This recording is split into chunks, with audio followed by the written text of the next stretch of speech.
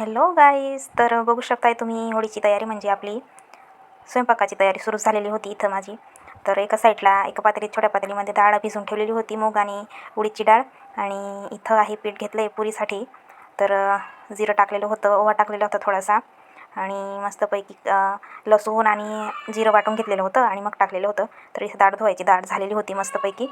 तर भिजत ठेवलेली होती, मग पूर्ण सालं निघून गेलेले होते. मग म्हटलं आता धुवून घ्यावं, सगळं तयारी करूनच घेते, त्याच्यानंतरूनच बनवते सगळं काही.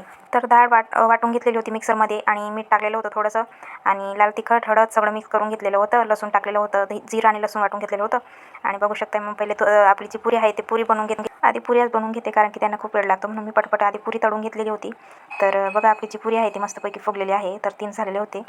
वडे बनवायची रेसिपी काही दाखवलीच नव्हती मी, तर सगळं खूपच घाई होती म्हणून पटपट बनवून घेतलेलं होतं. त्याच्यानंतर आपला जो आहे फुल ब्लॉग टाकला आहे, तुम्ही जाऊन बघू शकताय पूर्ण. तर एका साईडला आमटी झालेली होती, आणि एका साईडला वडे बिडे, आणि एका साईडला आपली होती खीर. तर पूर्ण स्वयंपाक झालेला होता. मग जेवायला बसलेलोच होतो, मग टाईम पण झालेला होता. तर पूजा बिजा नव्हता करणार, कारण की सुतक लागले, म्हणून मग स्वयंपाक एवढाच करून घेतलेला होता. तर बघा इथं हनी जेवती आहे, आणि इथं खीर बनवलेली होती, पुरी वडे आणि आमटी बनवलेली होती थोडीशी. आणि बघू शकते थोडासा खिचडी बाकी होती दुपारची, ती ठेवलेली होती. तर भात काही टाकलेला नव्हता. अशाच प्रकारे आपले जे होळीचं जेवण इथं तयार झालेलं होतं, आणि मग बसलेलो होतो जेवायला निवांत आम्ही. तर लवकरच स्वयंपाक झालेला होता, कारण की मी लवकरच स्वयंपाकाला लागलेली होती.